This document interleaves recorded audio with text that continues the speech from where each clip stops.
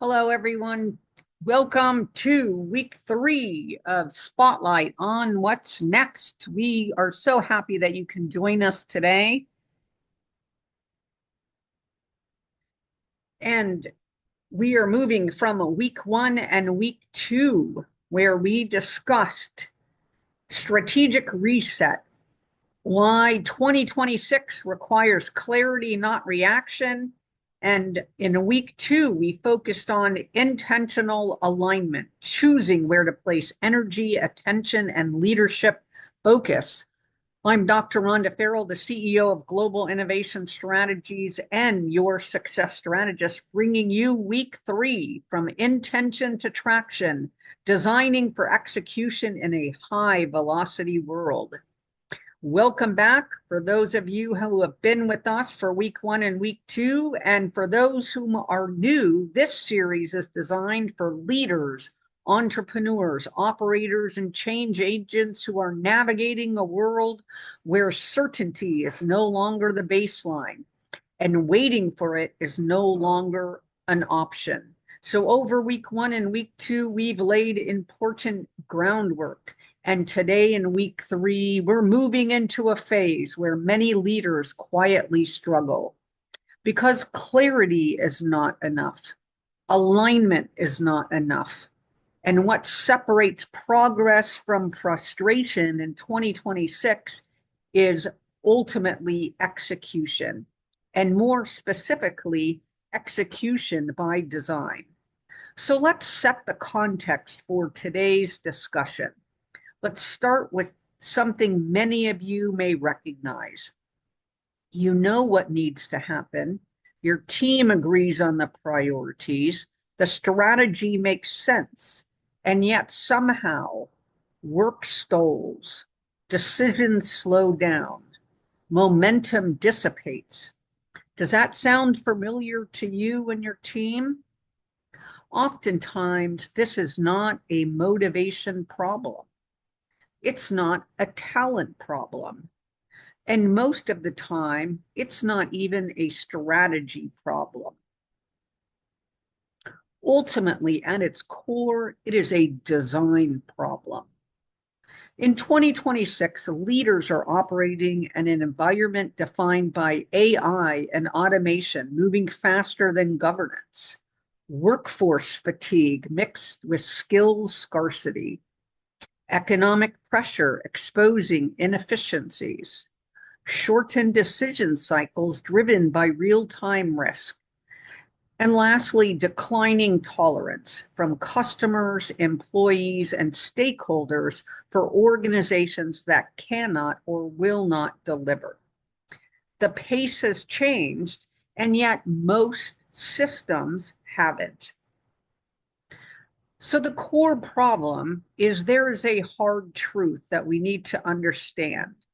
Most organizations are still designed for stability, normalization, standardization, and not necessarily for velocity.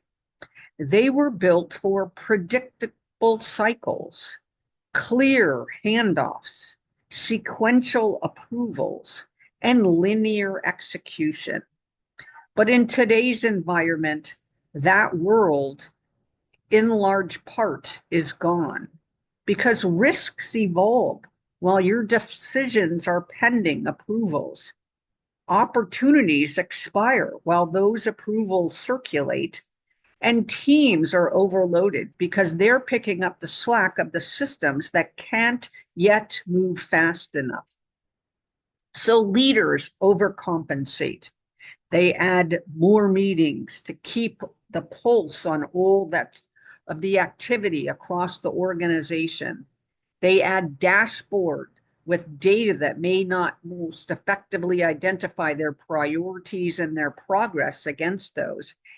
And additionally, they add extra pressure on the people that may already be burnt out because they're overcompensating for the lack of automation within the system. So execution breaks down, not because leaders lack intent, but because the underlying operating model is misaligned with our current operating reality. So our shift needs to go from intention to traction. High-performing leaders in 2026 are making a critical shift. They are no longer asking, what should we do? Because that should be baked into their strategic framework that they're operationalizing daily. What they're asking is, what must be true within our organization to ultimately make this new infrastructure and way of doing business actually work? That question is what changes everything, because traction isn't created by leadership enthusiasm. It's created by the conditions we create through the integrated systems we deploy. Designing for execution means intentionally shaping those conditions. So here's what that looks like in practice. Creating clear decision rights, not shared accountability, not consensus paralysis, but real ownership.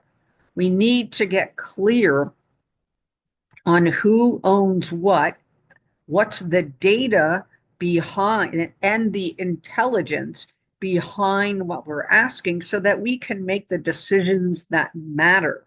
And is it human or is it machine? And to what extent do we need human in the loop governance and oversight? The next is reduced friction. We need to find a way to create fewer handoffs, fewer unnecessary approvals, fewer legacy steps that no longer protect value. And next, execution aligned roles. People need to be positioned to act, not just to advise or to escalate. And lastly, early feedback loops, so that when issues arise, they are corrected when they're small and not when they're large, public, and put our organization at risks. So when the execution is designed well, leaders stop pushing and the system starts moving. So the week 3 leadership lens is that you can use personally or with your leadership team the next 3 questions, when, if you ask them honestly and share and discuss, will move you further, faster. First, we want to understand from a feedback loop perspective, where does work slow down after decisions are made? We want to explore, is it approvals, risk reviews, unclear ownership, or competing priorities? Secondarily, what assumptions are we still operating under that no longer match our operating reality? Is it our staffing levels? Is it our timelines? Is it our capacity? Is it our attention span? Or is it our technological maturity? What do we have to re-examine from an assumption standpoint and re-look at in 2026 so that we remediate as much risk as possible? And then third, what would we stop doing if speed and effectiveness truly mattered? Is there reports that no one reads? Is there meetings that have no decisions aligned to them? Is there something, controls that were put in place to protect processes, but not outcomes? These are not easy questions and oftentimes uncomfortable for our teams, our leaders and our teams to examine, because we're questioning how we've done business up until this point.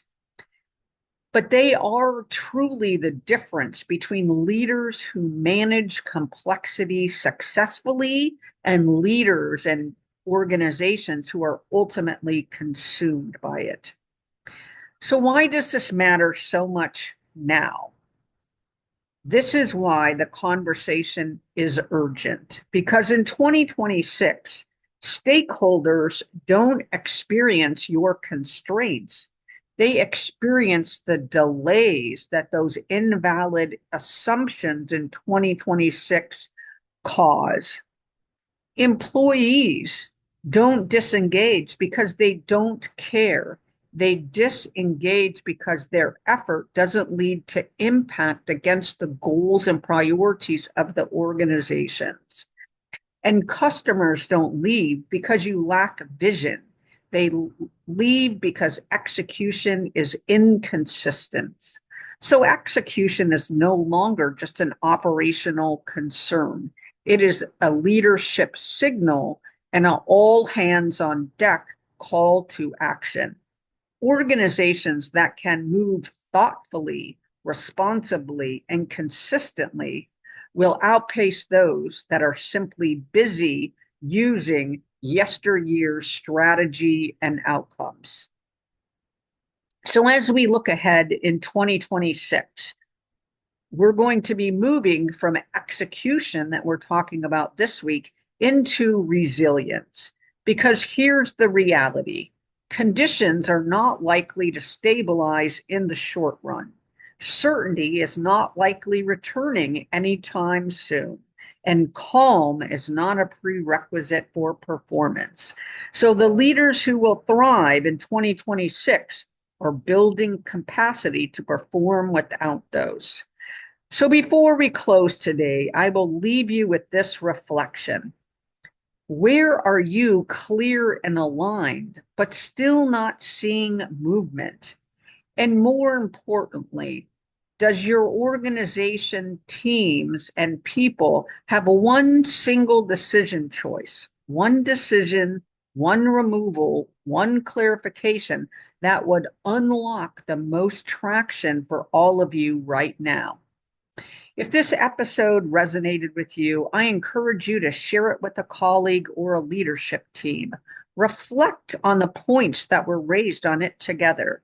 And most of all, start redesigning your execution together through thoughtful design, not forcing it and jamming it through.